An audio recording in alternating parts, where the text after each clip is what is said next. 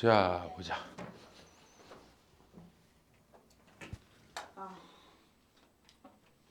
아니 뭐 수업 시작하려는데 한숨을 쉬면 어떻게 이년아?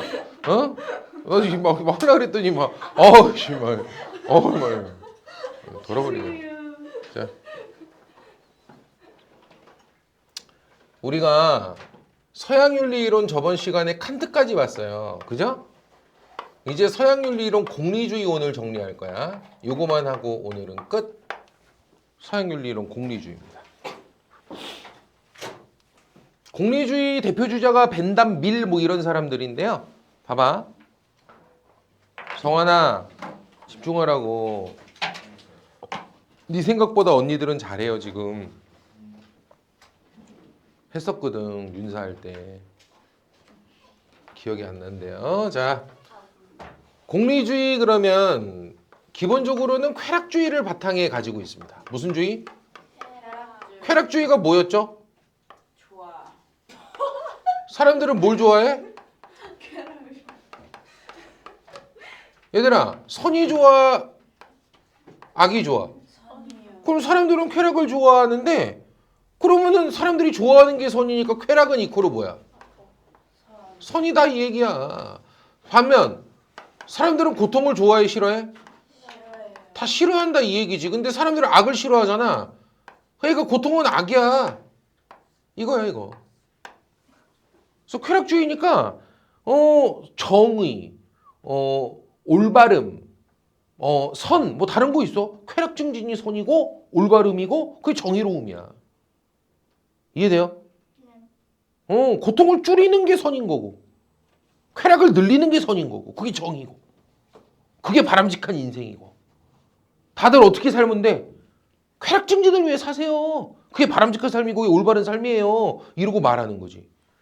아, 알겠습니까?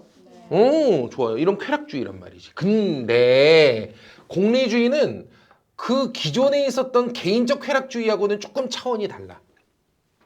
기존에 있었던 쾌락주의는 개인적 쾌락주의야. 개개인들이 각자의 개인적 쾌락 증진을 위해 각자 쾌락 증진을 위해 살아라. 그게 선이다 이렇게 말하고 끝났던 건데 문제는 뭐야? 사회 전체적인 측면을 전혀 고려하지 않은 쾌락주의였던 거지. 기존의 쾌락주의는. 그래서 여기에 대한 반성으로 등장한 게 공리주의야. 알았지? 우리 각자의 쾌락 증진을 위해 각자의 어떤 삶을 바람직한 삶이라고 이렇게 바라보는 이 시각을 조금은 넘어서자. 이익평등고려 원칙을 접목시켜보자. 다시 무슨 평등고려? 이익평등고려 원칙. 무슨 소리죠? 내가 느끼는 고통과 타인이 느끼는 고통, 내가 느끼는 쾌락과 타인이 느끼는 쾌락을 동등하게 고려하자. 이해됩니까? 그래서 내가 느끼는 타인이 느끼는 쾌락과 고통을 모두 뭐 해서 시그마 더했을 때 그래서 시그마가 다 더한다는 뜻이죠. 개개인들의 쾌락과 고통을 다 시그마로 더해보는 거야. 이해됩니까? 그랬을 때 여기에서 뭐를 낼 수 있는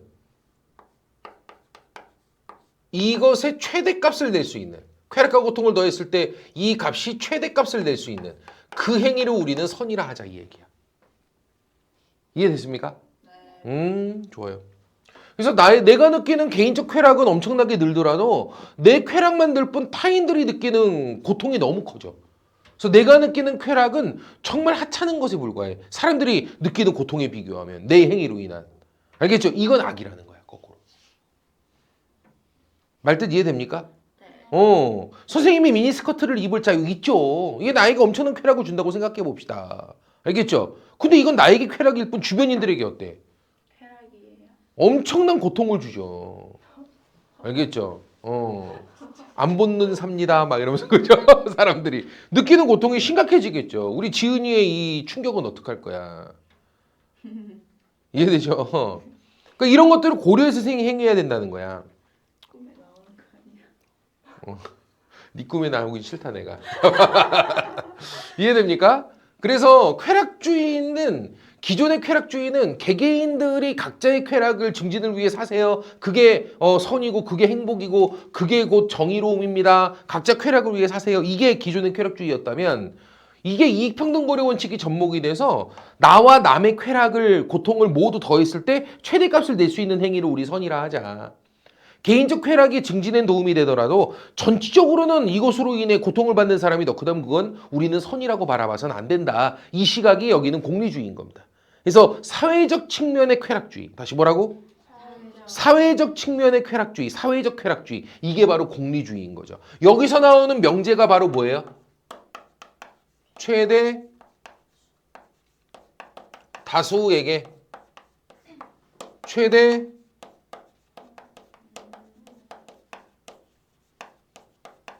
행복을 주는 것이 선이다. 최대 다수에게 최대 행복을 주는 것이 선이다. 이런 명제가 나오는 거죠. 알겠습니까? 좋아요. 그럼 잘 들어볼게요. 지금 여기 나와 있는 이 명제를 통해서 우리가 한번 정리를 해봅시다. 거짓말은 선입니까? 악입니까?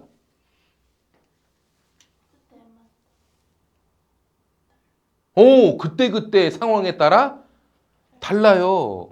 거짓말이 최대 행복을 사람들의 시그마, 개개인의 쾌락 고통을 다 더한 시그마 합이 최대값을 내는 경우도 있고 그렇지 않은 경우도 있거든요. 아니 선생님 거짓말이 오히려 사람들에게 쾌락을 늘리는 경우들도 있나요? 있어 성환아? 예를 들어 볼게. 네 아내가 나중에 성환이한테 갖고 물어봤어. 성환아, 너 내가 첫사랑이지? 라고 물어봤어. 그럼 너 뭐라 그래야 돼? 아니? 나 너 말고도 잠깐만 있어봐. 미숙이, 은영이, 야, 한 7번째인데 네가 7번째? 이러고 얘기했어. 이해돼요? 진실을 말한 거죠. 거짓말을 안 하고. 성환아, 그러면 앞에 지나갔던 미숙이, 은영이, 알겠죠? 영미 막 이런 애들이 있을 거 아니야. 이 6명. 걔네들이 기뻐하겠죠? 걔네들이 그거를 알고 그래도 제가 나를 잊지 않아줬어. 그러고 기뻐할까요? 그럴 리가 없잖아. 그럼 도대체 이거 왜 한 거야? 그냥 누구만 상처받고 끝났어. 네 아내만 상처받고 끝난 거야. 뭐 이런 일을 왜 해? 알겠죠? 성원아, 아내가 물어봤어. 너 내가 첫사랑이 지금 뭐라 그래야 돼? 그럼? 난 네가 첫사랑이지. 이건 뭐 의심할 바가 없지. 난 너 보고 한눈에 반했잖아. 너 이전에는 내가 여자를 돌같이 봤다니까. 알겠죠? 이렇게 말하는 거야. 그러면은 그 사실을 알고 앞에 있는 은영이, 영미, 알겠죠? 얘네들이 막, 제가 나를 잊었으려고 막 슬퍼하겠구나? 어떻게 우리의 좋은 추억을 그런 식으로 거짓말로 이러고 슬퍼하겠구나, 걔네가? 그럴 리 없잖아요. 너무 선수 같아요. 뭐가? 쌤 답변이. 왜? 너무 선수 같다고? 근데 선수 같든 안 같든 결과적으로 고통받는 사람이 누가 있어, 그것 때문에? 왜 대답을 안 해? 고통받는 사람 있어? 없어. 근데 행복한 사람은 네 아내는 엄청 좋아할 거 아니야. 그래 안 그래? 내 첫사랑이라는데. 성환아 틀려? 맞지? 그래 그거라 그거. 이해되죠? 그래서 결국 쾌락 증진이 선이고 사회적으로 우리 모두가 느끼는 쾌락 고통을 더했을 때 최대값을 낼 수 있는 게 선인 거예요. 근데 거짓말은 때에 따라서는 그런 부분에 부합되는 경우들도 있거든요. 그렇기 때문에 거짓말은 막 칸트가 얘기하는 것처럼 무조건 직관적으로 빨개서 무조건 악이야. 일단 거짓말은 무조건 악이야. 이런 절대적인 입장은 안 된다는 거거든. 말뜻 이해됩니까? 그래서 여기 있는 이 공리주의는 상대적 진리가 아니야? 절대적 진리가 아니야? 상대적 진리가 아니야. 절대적 진리, 절대적 윤리 그딴 게 어딨어. 그때그때 상황에 따라 결과에 따라 각기 달라지는 거야. 살인은 선이야 악이야?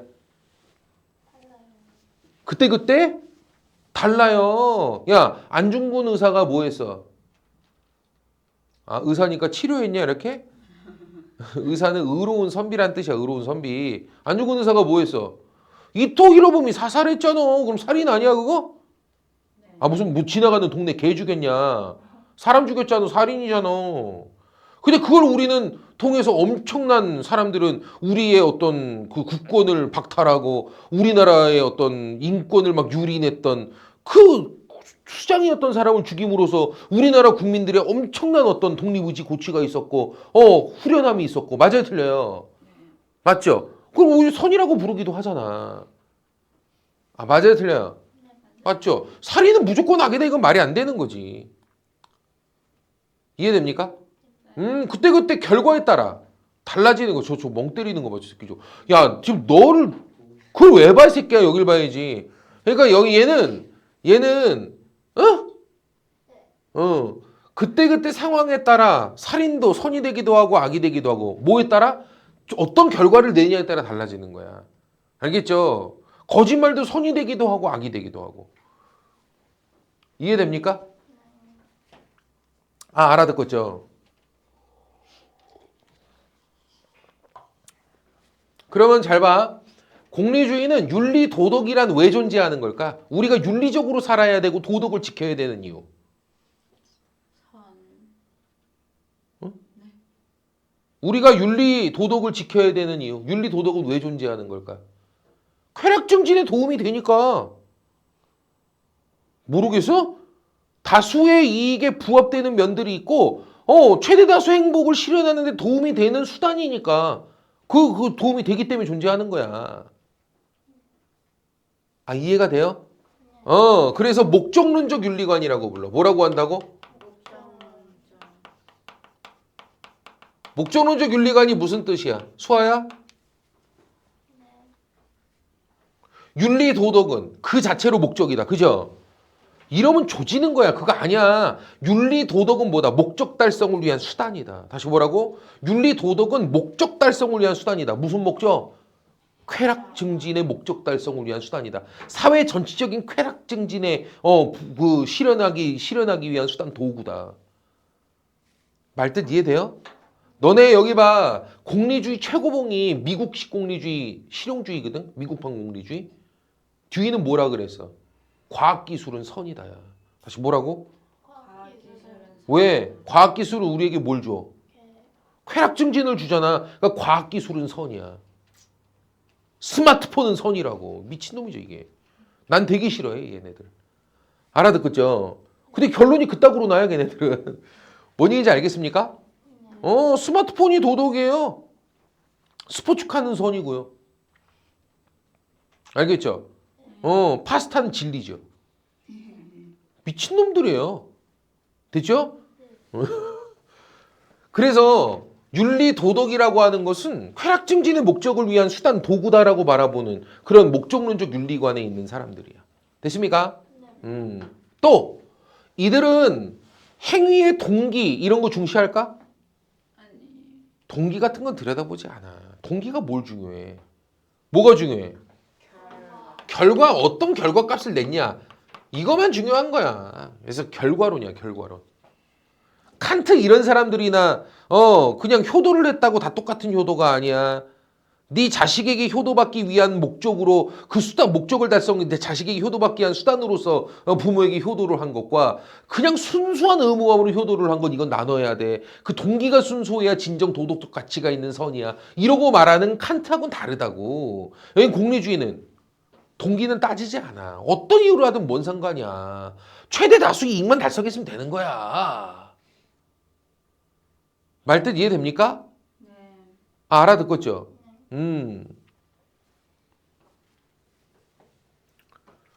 대학 입시제도에 봉사활동 실적이라고 하는 것을 적극 반영하기로 제도 개편을 했어요. 그럼 고등학생들이 뭐 하겠어?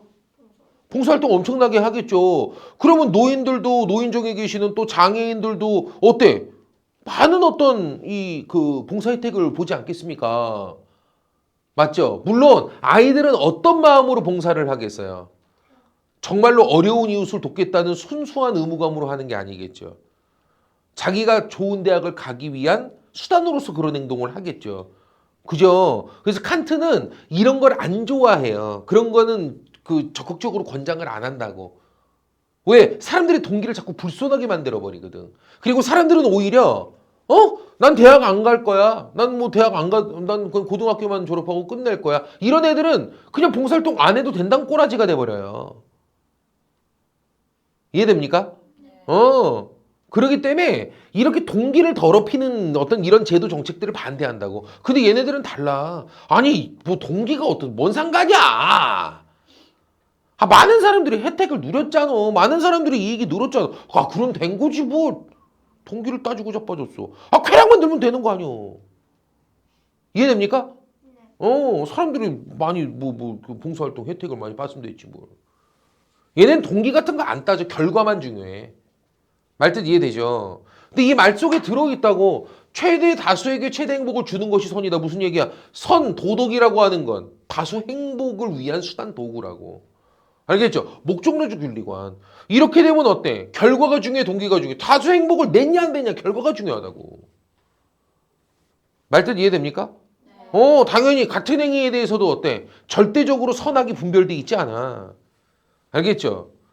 결과가 어땠느냐에 따라서 거짓말도 선이 되기도 하고 악이 되기도 하고 매번 달라진다 이 얘기지. 알겠습니까? 네. 이런 사고가 안 되는데 이런 윤리적인 판단 칸트하고의 비교 이런 게 안 되는데 논술 같은 얘기 꺼내지도 마. 근처도 못 가니까. 되겠냐? 무슨 논술은 개뿔이. 알겠죠?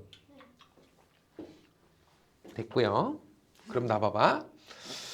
공리주의자들은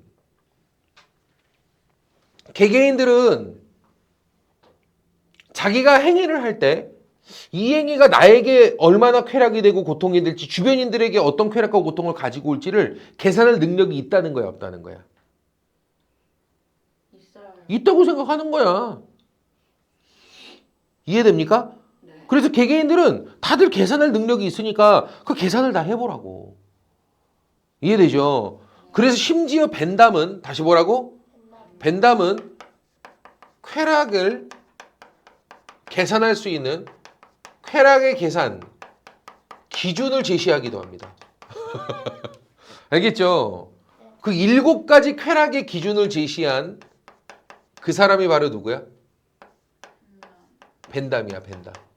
그래서 벤담은 쾌락을 계산할 때 강도, 지속성 이런 기준들에 따라 가지고 계산하라라고 이야기해. 그 계산 기준까지도 막 제시하고 그런다고. 그리고 매 행위시마다 또 국가적으로 어떤 정책을 입안할 때, 정책을 결정할 때마다 다 계산해 보라는 거야. 내 말 이해됩니까? 좋아요. 그 초창기 때 공리주의는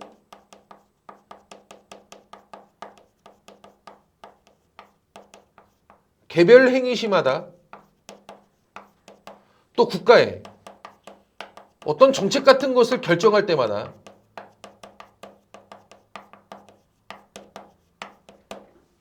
뭐 하라고? 계산. 개별적으로 매번 계산하라는 거야. 매번. 그리고 행위가 이게 옳은 건지 그른 건지 그때그때 결과값이 뭐가 큰지를 가지고 판단하라는 거야. 뭐가 최고의 선인지를 가지고. 내 말 이해됩니까? 되죠? 예를 들어 볼게요. 우리 지은이가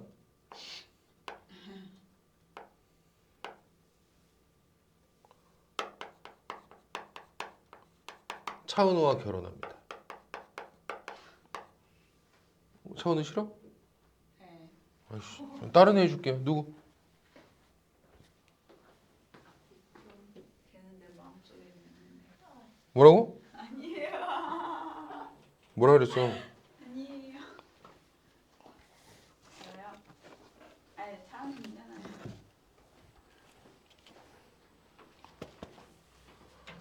자, 그러면 이 결혼을 할 때 느끼는 쾌락과 고통을 생각해 봅시다.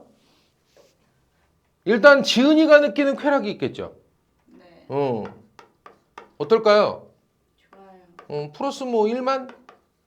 차은우는 어떨까요? 마이너스. 뭘 마이너스예요. 얘는 플러스 한 2만 되는 거죠. 우리 지은이가 뭐 어때서 쓰레기 새끼. 알겠지? 한 플러스 2만 정도 되는 거죠. 되십니까? 네. 다음 지은이네 엄마 플러스 플러스 한 1만? 엄마가 볼 때도 멋지죠. 아빠는 플러스 한 마이너스 아빠는 한 마이너스 되겠죠. 곱게 키워가지고 어디 쓰레기 새끼 알겠지? 아빠는 마이너스 한 1만 되겠죠. 됩니까? 네. 지은이 뭐 형제 언니 언니는 어떨까요? 플러스 플러스 한 2만 될 것 같은데요? 연예인 그래도 그지 연예인 제부를 얻었으니 얼마나 그지 사인도 많이 받을 수 있고 그지 콘서트도 여기저기 다 다닐 수 있고 얼마나 좋습니까? 맞죠? 근데 차은우 팬들이 있을 거 아닙니까? 마이너스 한 1,000만 될 것 같은데요? 알겠죠? 아마 싸 죽인다고 하면 총 들고 달려들지도 모릅니다 애들이 막 자살하고 막 그죠? 인정할 수 없어 막 그지? 나봐 하면 안 되는 거예요 이 마이너스가 너무 크기 때문에 알겠죠? 이런 식으로 개별 행위시마다 다 계산하라는 거야 국가에서 A 정책, B 정책, C 정책 이렇게 정책이 있을 때 어떤 정책을 시행해야 될지 뭐 해야 돼 다? 계산해 봐야 된다는 거죠. A 정책을 시행했을 때 혜택을 보고 이익을 보는 사람의 이익이 얼마일지 이것 때문에 세금 증세에 의해서 피해를 입게 되는 어떤 부유층들이 얼마나 될지 마이너스 값 계산하고 그 값이 큰 쪽으로 선택을 해야 되는 거지. 말뜻 이해됩니까? 네. 알겠죠? 이렇게 매 개별 행위 시마다 매 정책 결정 시마다 개별적으로 다 계산하라. 이런 공리주의를 우리가 뭐라고 불러요? 행위 공리주의라고 불러요.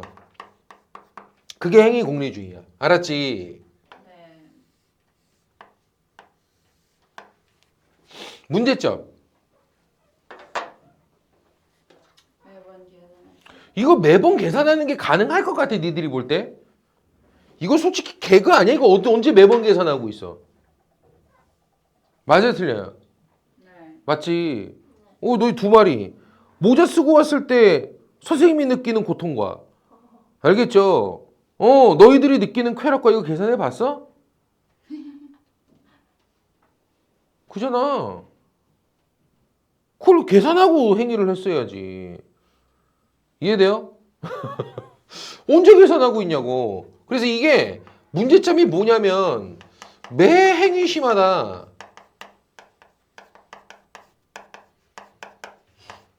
이 계산하는 게 가능하긴 한 건가? 현실적으로 이거 좀 불가능하죠. 문제점이 또 있어. 야, 쾌락 계산 기준을 7가지로 막 제시했대. 강도, 지속성 막 이런 걸 가지고 7가지의 기준으로 맞춰갖고 계산하라는 거야. 이거 객관적 계산 기준이 될 수 있을 거라고 보나? 아니에요. 그럼 진짜로 국가에서 A 정책을 시행했을 때 사람들이 느끼는 쾌락과 고통 사람들마다 계산하라고 그러고 답안지 그 맞춰보면 다 똑같이 계산돼 있을까? 정말 지멋대로걸? 왜냐하면 객관적 계산 기준이라는 거 7가지 계산 기준이라는 게 객관적일 수가 없어요. 코에 걸면 코걸이, 귀에 걸면 귀걸이 그냥 뜨뜨미지근한 계산 기준밖에 안 되는 거거든. 이해됩니까? 그래서 나봐 명확한 계산 기준을 제시하는 것이 불가능해. 사실상 이게 불가능하다고. 그렇기 때문에 사람들마다 계산하기에 따라 다 달라요. 바꿔 얘기하면 어떤 행위든 정당화시키려면 다 정당화시킬 수 있다는 거죠. 어떤 행위든 정당화시키려면 다 정당화돼요, 이거. 말뜻 이해됩니까? 이게 불가능하기 때문에 어떤 행위든 정당화가 다 가는 게 극단적 상대주의를 키울 수 있다는 거야. 극단적 상대주의.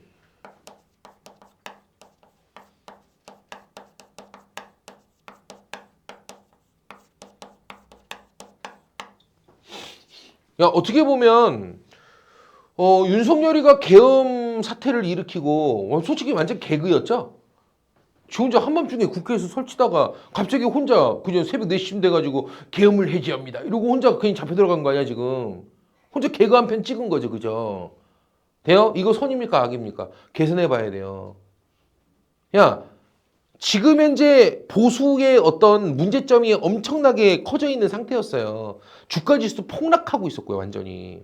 주가 지수가 2,500, 막 2,000선 밑으로 내려가 막 1,900선까지 뚫리네 막 이러고 있었단 말이야. 2,000선을 못 지킨다 그랬었다고. 알겠죠? 근데 성렬이가 그 일을 벌이는 바람에 그냥 한 방에 보수가 맛이 간 거거든요. 알겠죠? 그 개그 한 편 찍는 바람에 그냥 국민의힘에서부터 거기에 있었던 그 썩어 빠진 관료 집단에서부터 얘네들이 한 방에 그냥 속 가져 버렸어요. 그래가지고 우리나라의 신뢰도가 높아지면서 지금 주가 지수가 5천 찍는다 그러죠. 알고 있어요? 몰라요. 지금 4천 오늘 아마 4,700 넘는다고 막 난리 쳤을걸? 곧 5천이야 지금. 주가 지수가 지금 3배 가까이 뛰고 있다고. 미친 거야. 총주가 지수 3배가 웬 말이야 지금. 이해됩니까? 야 그럼 성렬이 없었으면 어쩔 뻔했냐. 그지 않아? 성렬이가 한 방에 그 속아내지 않았으면 어쩔 뻔했냐고. 물론 의도한 건 아니지만 얘는 동기나 의도는 중요하지 않거든. 내 말 이해돼요 안 돼요? 네. 되죠. 그 선이네. 어떤 애든 정당화가 다 가능해요. 뭔 얘기인지 알겠나? 네. 옛날에 그런 경우 있었어. 뭐였냐면 어떤 되게 유명한 작가야. 근데 그 유명한 작가가 그 유명한 작가가 된 이유가 뭐였냐면 그 유명한 작가 여자였거든. 원래 집에서 남편하고 이렇게 그 가정주부 하던 전업주부였어 원래. 알겠지? 근데 남편이 바람피고 이혼해버린 거야. 그 충격을 받아가지고 이 여자가 내가 얼마나 멋진 여자인지 너한테 보여줄 테다 그러고 뭐 한 거야. 자기가 원래 그런 작가 꿈이 있었거든. 그래가지고 이혼당하고 나서 알겠죠? 말도 안 되는 이유로 이혼당하고 나서 알겠죠? 그리고 나서 그 작가가 된 거야. 훌륭한 작가가 된 거란 말이야. 야, 그 남편이 그렇게 안 버렸으면 어쩔 뻔했냐. 정신을 못 차렸을 테고. 그죠? 그 남편은 그렇게 생각하겠네? 내 덕에. 너가 도끼를 품고 이렇게 될 수 있었던 거 아니야. 난 훌륭한 조련사야. 알겠죠? 너를 여기까지 만들게 해준 그 밑거름은 바로 나야. 알겠죠? 왜 이렇게 전화가 돼버린다니까 모든 행위가. 어떤 행위든. 뭔 얘기인지 알겠나? 네. 되죠? 야 일본이 일제강점기 때 우리 지배 안 했으면 어쩔 뻔했어. 아직까지도 조선시대의 정근대적 모습에서 크게 벗어나지 못했을 수도 있는 거거든. 솔직히 일제강점기 때 인구도 2배 넘게 늘었고요. 우리나라 산업구조가 전환된 것도 사실이에요.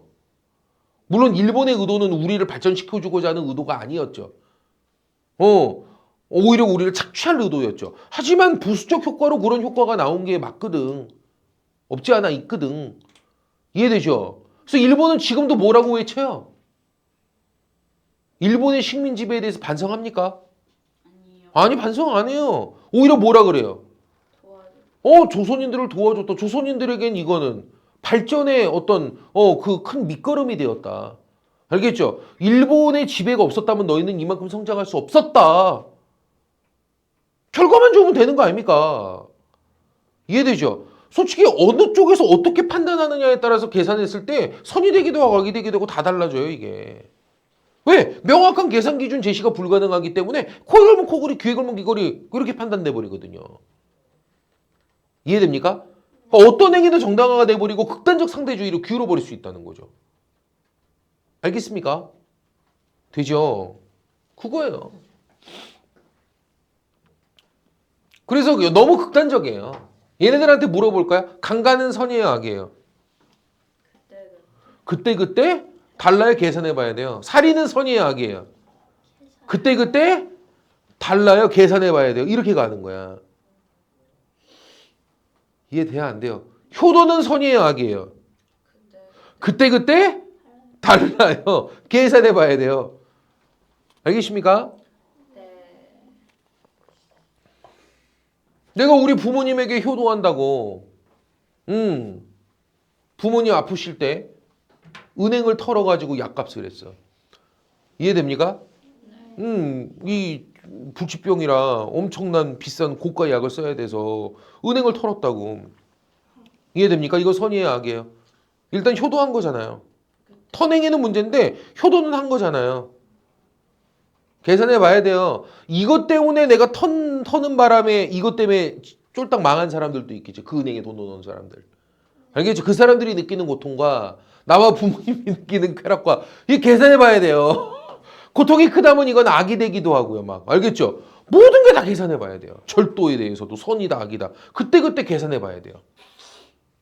이해됩니까? 네. 그래서 지금 보니까 이거 문제가 꽤 많은 것 같죠? 그죠? 이런 문제점을 보완하기 위해 등장한 공리주의가 뭘까요? 그게 규칙 공리주의야. 무슨 공리주의라고? 규칙 공리주의야. 규칙 공리주의는 뭘까요? 쾌락 전문가들이 다시 뭐라고? 쾌락 전문가. 왠지 쾌락 전문가니까 나이트 삐끼 같은 느낌인데요. 그거 아니고요. 근데 말을 그렇게 썼어. 쾌락을 잘 계산할 수 있는 능력을 가진 자란 뜻이야. 알겠죠? 쾌락 계산에 능통한 자야. 이 쾌락 전문가들이 뭐하자? 대체로 공리의 원리에 부합하는 공리의 원리가 뭐야? 최대다수 최대 행복의 원리야. 그 공리의 원리에 부합하는 규칙을 제정하자는 거야. 얘들아 생각해보면 살인이 선이 되거나 강간이 선이 되거나 절도가 선이 되거나 거짓말이 선이 되는 경우는 극히 드물어요. 이해돼요? 살인이나 거짓말이 예외적으로 이게 쾌락 증진에 도움이 되는 경우가 없진 않지만 거의 드뭅니다. 아주 예외적인 경우예요. 이해돼요? 아주 예외적인 경우라고. 되지. 근데 매번 이거를 다 명확한 계산 기준도 없는 이 기준에 따라서 알아서 계산해가지고 판단해가지고 행동해라 이렇게 해버리니까 알겠죠? 얼마 존재하지 않는 쾌락, 그 거짓말이 선이 되거나 살인이 선이 되는 아주 극히 예외적인 이 경우 이것 때문에 매번 계산하라고 해버리니까 계산 기준도 모호한데 엄청나게 많은 어떤 살인들이 난무하고 거짓말이 난무하고 있다는 거지. 오히려 이거는 공리에 위배된다는 거야. 알겠죠? 그래서 대체로 공리의 원리에 부합하는 규칙들을 개별적으로 사람들이 다 계산하게 놔두지 말고 쾌락 전문가들이 제정을 해서 제시하자는 거야. 그럼 사람들은 뭐 하자? 계산하지 말고 그 대체로 공리의 원리에 부합하는 규칙들을 그냥 지키고 살자는 거야. 말뜻 이해됩니까? 네. 교수님 잠깐만요. 그럼 예외적으로 거짓말이 선이 되거나 예외적으로 살인이 극히 예외적이지만 선이 되는 경우들은 이때는 어떡하나요? 이런 경우는 보통 이 규칙들이 여러 가지가 충돌하게 된다고. 공리의 원리에 부합하는 규칙으로 제시된 여러 규칙들이 서로 충돌하는 상황이 보통 벌어진다고. 예외적으로 살인이 선이 되거나 예외적으로 거짓말이 선이 되는 경우들은 그렇다는 거야. 그럴 때에만 뭐 하자? 그때만 계산하면 된다. 대신 여러 규칙이 충돌하지 않는 상황에선 그냥 대체로 공리의 원리에 부합하는 규칙들을 전문가들이 제정해 놨으면 그걸 그냥 지키고 살자는 거야. 대신에 여러 규칙이 충돌하는 예외적으로 뭐 살인이나 거짓말이 선이 되거나 효도가 예외적으로 악이 되는 이런 경우는 보통 여러 규칙이 충돌하니까 그럴 때만 계산하면 된다. 개별적으로. 내 말 이해됩니까? 그래서 쾌락 전문가들이 대체로 공리의 원리에 부합하는 규칙을 제정해 놓으면 사람들은 뭐 하자? 개별적인 계산 없이 1차적으로 제정된 규칙을 뭐 하자? 그냥 지키고 살자는 거야. 준수하자는 거야. 단 무슨 경우? 1차 규칙이 여러 가지가 뭐 할 경우? 충돌하는 경우. 이런 경우가 보통 뭐라고요? 거짓말이나 살인이나 이런 것들이 예외적으로 선이되는 경우들이야. 이해됩니까? 이런 경우에만 뭐 하자? 이럴 때에만 개별적으로 계산을 따로 해주자는 거야.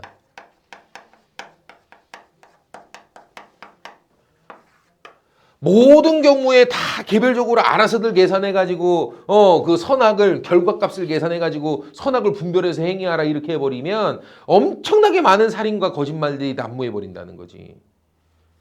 이해됩니까? 예를 들어 볼게요. 야, 우리 공리 전문가들, 쾌락 전문가들이 제시한 공리의 원리에 부합하는 대체로 부합하는 규칙이 어떤 게 있을까요? 거짓말하면 안 된다. 또 약속을 지켜야 된다. 또 친구의 믿음을 배신해서는 안 된다. 알겠죠? 돼요, 안 돼요? 이런 것들이 있겠죠. 자, 성환이가 독립군이야. 잡혀갔어. 일본군이 뭐 하겠어? 고민하겠죠, 고문. 막 창실을 막 끄집어내려 그래, 이 새끼들이. 손톱은 이미 다 뽑혔고. 알았지? 혓바닥 뽑으려 그래. 네 친구 어딨어? 알겠죠? 어떻게 해야 돼? 행위공리주의자들은 개별적으로 이걸 계산을 해야 되는데요. 이거는 개별적인 계산을 하지 않아요. 일단 뭐 합니까? 규칙공리주의는? 모른다 그럼 뭐가 되죠? 그쵸. 근데 공리원리 거짓말하지 마라가 있거든요. 근데 친구들 있는데 내가 술술 불어버리는 순간 무슨 일이 벌어집니까? 배신. 배신이죠. 친구와의 약속을 저버리는 거죠. 우리 서로 불지 않기로 했잖아요. 맞아요, 틀려요? 네. 돼요, 안 돼요? 네. 그죠? 만약에 이때 잠깐만요. 우리 친구 주소가 이렇게 되고 이렇게 다 알려주면 밑에 거에 또 충돌을 한다고. 그러니까 이런 경우들 예외적으로 이거는 거짓말이 지금 선이 될 수도 있는 경우거든요. 모른다 끝까지 잡아떼야죠. 그럼 나중에 고문하다가 진짜 모르나 보네 그러면 풀어줄 거 아닙니까? 아, 맞아요, 틀려요? 그거 불어요? 저 새끼 저 수수 불화이네 저거. 그러니까 이런 경우는 여러 규칙이 뭐 하는 경우야? 충돌하는 경우. 이렇듯 살인이 예외적으로 선이 되거나 거짓말이 예외적으로 선이 되는 경우들은 여러 공리 규칙들이 충돌하게 된다고. 이럴 때만 계산하면 된다. 근데 매번 다 개별 행위시마다 개개인들이 명확하지도 않은 기준을 가지고서 계산해가지고 모든 것을 선택해서 결정해라. 이렇게 해버리면 말도 안 되는 살인과 거짓말들이 막 정당화돼서 난무해버린단 말이지. 이해됩니까? 이건 공리에 절대, 전체 공리 증진에 도움이 되지 않는다. 그래서 규칙 공리주의자들은 이런, 형태의 공리주의자들을 규칙 공리주의자라고 불러요. 아, 알아듣겠습니까? 네. 그럼 물어볼게요. 규칙 공리주의자들은 절대주의야, 상대주의야? 옳고 그름의 기준은 절대적이다, 상대적이다? 얘도 상대적인 건 똑같아. 거짓말은 선이야, 악이야? 대체로. 칸트는 일단 뭐라 그럴까? 거짓말은 선이야, 악이야? 악이요. 왜? 직관적으로 너희의 실천 이성이 알려주고 있잖아. 너희의 마음속의 실천 이성이 객관적으로, 직관적으로 알려주잖아. 안 돼! 알려주잖아. 이해돼요? 안 돼요? 그래서 무조건 악이야, 거짓말은. 야, 행위공리주의, 거짓말은 선이야, 악이야? 그때그때 계산해봐야 돼. 알겠죠? 그래서 쾌락 증진에 전체 공리 증진에 도움이 되는 경우는 선이고 아닌 경우는 악이니까 계산해봐라 라고 얘기한다고. 얘는 뭐야? 규칙 공리주의는. 거짓말 선이야, 악이야? 대체로는 악이니까 웬만하면 하지 마. 단 여러 규칙 충돌 시에는 한번 계산해봐야 돼. 야, 절대주의야, 상대주의야? 얘도 상대주의이기는 해. 그때그때 상황에 따라 달리 판단될 수는 있어. 하지만 최소한 얘처럼 대놓고 뭐해? 무조건 계산해봐야 돼. 이거 그냥 단정지을 수 없어 이건 아니고 얘는 대체로는 악이니까 웬만하면 하지마 정도는 얘기해. 하지만 예외를 인정하기 때문에 상대주의지. 이해됩니까? 칸트 살인 뭐라 그럴까? 칸트 살인. 악이요. 아, 왜 뭐가 알려주니까? 실천 이성이 알려주는 알겠죠? 직관적으로 그냥 빨갛게 되어 있는 거잖아. 하면 안 돼. 어떤 경우에도 악이야. 하면 안 돼. 알겠죠? 여기 행위공리주의 뭐라 그럴까? 계산해봐야 돼. 사람들이 느끼는 쾌락과 고통을 이 사람 하나를 죽임으로써 느끼는 쾌락과 고통 그 사람의 가족과 우리 주변인들과 모든 쾌락과 고통을 계산해봐야 돼. 이렇게 가는 건데 규칙공리주의는 뭐라 그럴까? 대체로는 악이니까 웬만하면 하지 마. 근데 예외적으로 여러 규칙들이 충돌하는 경우에만 한번 계산해보렴. 이렇게 들어가는 거야. 얘도 상대론이야. 얘도 목적론적 윤리관이야, 결과론이야. 아니, 그 의무론이야. 목적론적 윤리는 도덕은 목적을 위해 존재하는 거야. 얘도 똑같아. 이해돼? 네. 윤리 도덕 왜 존재하는 거야? 쾌락 증진을 위해 존재하는 거야. 결과가 중요시되는 것도 똑같아. 알겠습니까? 그래서 기본적으로 공리주의는 상대론, 목적론적 윤리관, 결과론적 입장에 있는 것은 둘 다 기본적으로는 똑같아. 근데 최소한 얘는 뭐 해? 거짓말이나 강간이나 아니면 뭐 절도나 아니면 살인이나 이런 것들에 대해서 얘처럼 그냥 무조건 덮어놓고 계산해 봐야 되는 아니야. 대체로는 악이니까 웬만하면 하지 말라고는 얘기해. 물론 얘도 그렇다고 예외를 인정하지 않는 것은 아니고 예외를 인정하죠. 여러 규칙이 충돌할 땐 계산해 보라고 말하니까. 그러니까 얘도 상대론이고 목적론이고 결과론적 입장이 있긴 하지만 얘만큼 극단적인 상대주의까지는 아니야. 그래도. 말뜻이 이해가 되나? 네. 알아듣겠죠? 네. 자, 이제 뭘 볼 거냐면 행위공리주의자가 두 사람이 있어요. 누가 있다고? 두 사람. 행위공리주의자 두 사람이 있어요. 하나는 벤담이라는 사람이 있고요. 또 하나는 밀이라는 사람이 있습니다. 벤담하고 밀은 뭐가 다르냐면 벤담은 양적 공리주의라는 말을 쓰고요. 밀은 질적 공리주의라는 말을 씁니다. 그냥 쉽게 생각하면 돼. 물질적 쾌락과 육체적 쾌락, 물질적 쾌락과 정신적 쾌락 두 개를 어떤 관계로 바라보느냐야. 됐습니까? 네. 일단 양적 공리주의자인 벤담은 물질적 쾌락과 정신적 쾌락은 어때? 두 개 사이에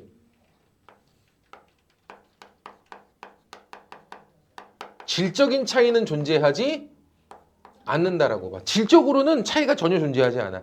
양적으로는 차이가 있을 수 있어도 질적 차이는 전혀 존재하지가 않아. 그리고 물질적 쾌락과 정신적 쾌락 둘 다 어때? 측정 가능한 수준의 쾌락이야.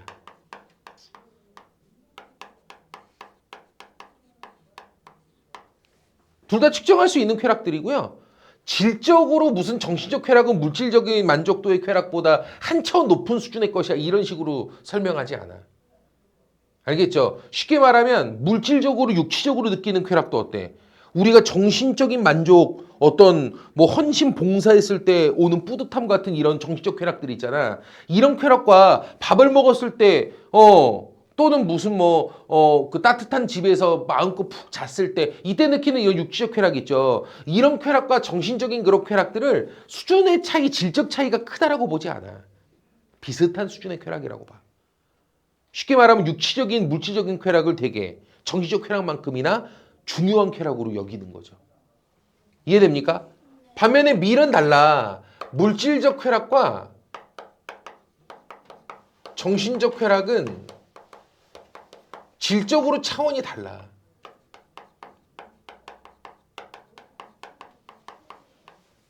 이해돼? 정신적 쾌락은 측정할 수 있는 수준의 것을 넘어서 있어. 측정이 불가능한 고차원적 쾌락이야.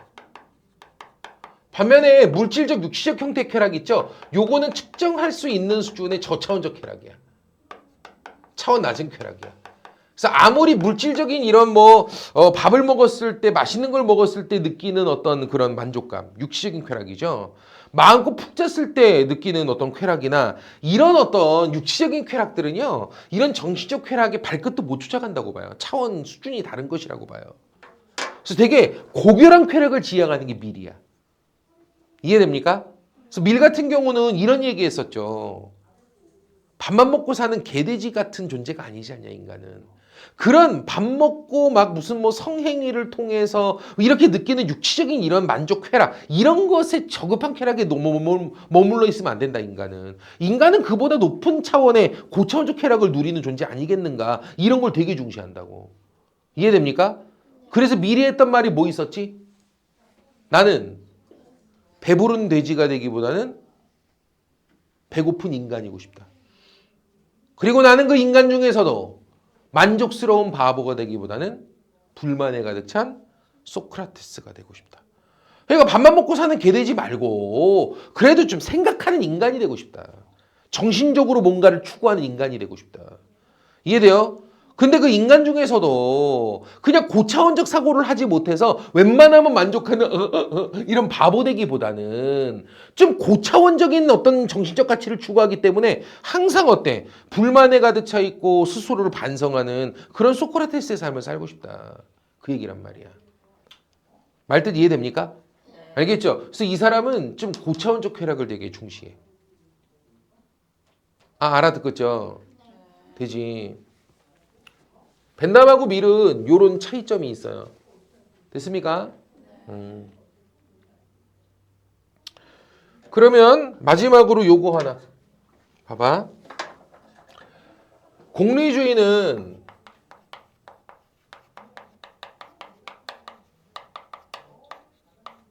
결과적인 평등을 추구한다. OX. 성환아? OX. 결과적인 평등을 추구한다.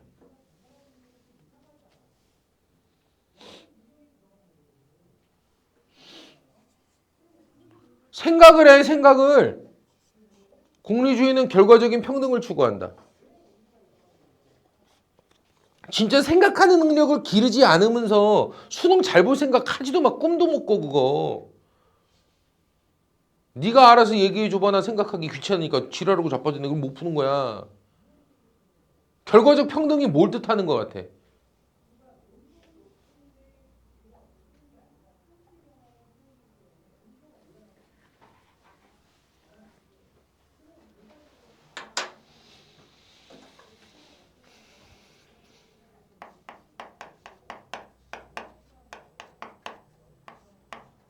정체관 세 가지가 있어. A, B, C 안이 있고 구성원 가불병 세 사람이 있다고 칩시다. 돼요? 아니 이런 상황들을 머릿속에 떠올리면서 생각하는 능력을 기르라고. 비문학 어떡하려 그래? 어? 이건가? 이런 상황을 말하는 거. 아, 이게 이런 경우를 뜻하는 거구나. 이걸 이해를 해야 되는데 생각하는 능력이 전혀 없어. 어떡하자는 거야? 봐봐. A안을 시행했을 때 갑을병이 이렇게 이익을 얻는다고 칩시다. 됩니까? 네.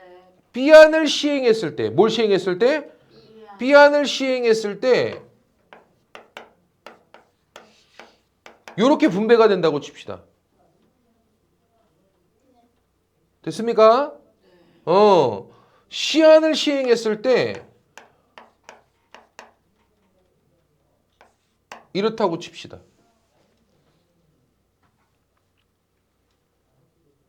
이익이 이렇다고. 이익 고통이. 됐습니까? 돼요? 성환아, 결과적으로 가장 평등한 건 누구예요? A안 시행했을 때가 결과적으로 가장 평등한 거죠. 돼요? 공리주의적 입장에 의하면 A안, B안, C안 중에 어느 게 선이고 정이에요? 어느 게 바람직한 정책이에요? A라고? 너는 이거를 이해를 못하는 거야 지금. 시그마 개개인의 쾌락 고통의 합이라니까. 그 최대값을 내는 것을 선이라고 한다고. 얘 시그마 더해봐 얼마야? 얘 시그마 더해봐 얼마야? 시그마 더해봐 얼마야? 이게 선이야. 얜 제일 족같은 거야. 어? 공리주의는 결과적 평등은 안 추구해요. 결과를 중시하는 건 맞아요. 결과의 뭐요? 최대값. 시그마 합의 결과의 최대값. 최대 효율값을 말하는 거지 평등을 추구하지 않는다니까. 지금 이거를 끄덕이면서 느껴야 돼. 아, 내가 생각하는 능력이 부족하구나. 결과적 평등이란 말을 못 풀어내는데 뭐. 알겠죠? 최대 다수에게 최대 행복을 주는 것이 선이다라는 지문을 열심히 떠들었는데 시그마 개인의 쾌락 고통의 합세 최대값이라고 써놨는데 이 말뜻을 얼만큼 이해하고 있는데 이해 못하고 있잖아. 한국말인데. 성원아, 어? 이해됐어? 어느 게 최선이라고? 공리주의에 하면 시안이 최선이고 이게 가장 정의로운 정책이에요. 알겠죠? 평등은 고려하지 않아요. 뭐를 고려해요? 결과적으로 최대값, 최대 효율값을 얼만큼 낼 수 있냐, 시그마 더했을 때. 소득 격차 얼만큼 벌어지든 건 상관 안 해요, 공리주의는. 네. 뭔 얘기인지 알겠습니까? 되죠. 그래서 공리주의는 옳고 그름, 선, 악, 정의와 부정의를 뭐로 판단한다고요? 최대다수 최대행복, 공리주의 플러스 쾌락주의 플러스 이익평등구리 원칙 접목시키면 돼요. 최대 행복을 실현할 수 있는가로 판단해요. 알겠죠? 근데 기존에 있었던 공리주의는 뭐였다고? 개별 행위 하나하나, 개별 정책 결정 하나하나 때마다 매번 계산하라는 행위 공리주의가 처음에 등장했던 거죠. 알겠죠? 그리고 이들은 쾌락 계산 기준도 막 마련해서 제시하고 막 이랬지. 알겠죠? 근데 객관적 쾌락 계산 기준이라는 게 있을 수가 없어. 그렇기 때문에 솔직히 극단적이라고. 이 극단적 상대주의야. 어? 코에 걸면 코골이, 귀에 걸면 어떤 행위든 다 정당화돼 버려. 어떻게 그리고 매번 행위시마다 다 계산하고 자빠졌냐. 알아듣겠죠? 네. 수많은 말도 안 되는 살인들이 정당화돼 버리고 말도 안 되는 거짓말과 강간들이 막 무슨 뭐 정당화돼 버리고 막 이럴 거 아니야. 알겠죠? 그래서 쾌락 전문가들이 대체로 공리원리 부합되는 규칙을 정해놓으면 개개인들은 두 가지 이상의 규칙이 막 충돌하는 그런 경우가 아닌 이상에는 그냥 따르자. 매번 계산하지 말자. 됐습니까? 대신 두 가지 이상의 1차 규칙들이 충돌할 때에만 계산하는 형태로 가도 살인이, 강간이, 거짓말이, 알겠죠? 절도가 이게 예외적으로 선이 되는 경우는 극히 드문 경우거든. 보통 두 가지 이상 규칙이 충돌하는 상황이 벌어지게 돼 있고요. 그러니까 그럴 때만 예외적으로 계산하면 될 뿐 평상시에는 그런 계산 없이 그냥 따르게 하자. 우리. 알겠죠? 이게 규칙 공리주의였던 거죠.